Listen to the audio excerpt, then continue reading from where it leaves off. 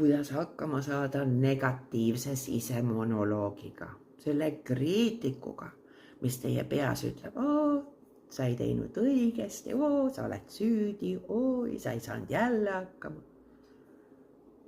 Niipea, kui te niisugust asja enda peas märkate, siis mõelge korraks.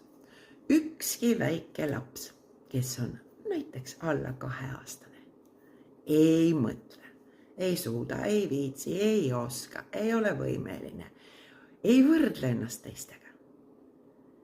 Neil puudub negatiivne sisemonoloog, ehk siis see on õpitud meil, õpitud märkamatult.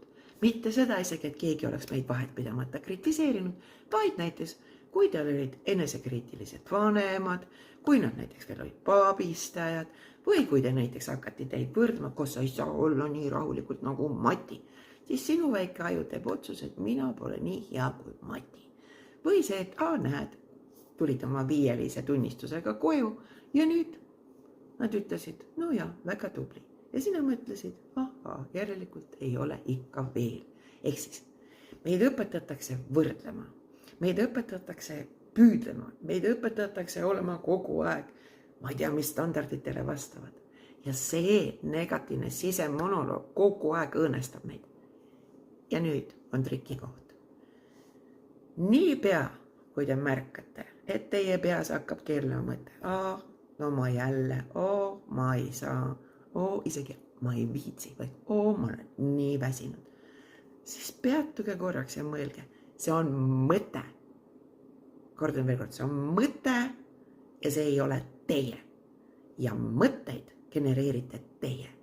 Ja kui ma nüüd selle samale mõttele näiteks teen oma mõttes delete ehk siis prügikasti ja mõtlen hoopis millegile, mida ma tahan, siis ma mitte ei tekita ainult teistsugust neurofüsioloogilist reaktsiooni enda kehas, vaid ma ka orienteerin ja kasutan teisi ajupiirkondi. Võt see on nagu see, miks kui see unistame, kas või me mõtleme, et kuidas oleks hoopis ühe jala peal keksida, mitte muretseda hetkel. Saate aru, kui te hakkate niimoodi mõtlema, siis tegelikult te tõstate limbilisest süsteemist hoopis teise ajupiirkonda prefrontaalsesse selle, kus tekib see, et ettekujutuspool funktsioneerib. Ehk siis, te ei ole nagu üldse seisundis, mida te enam ei saa kontrollida.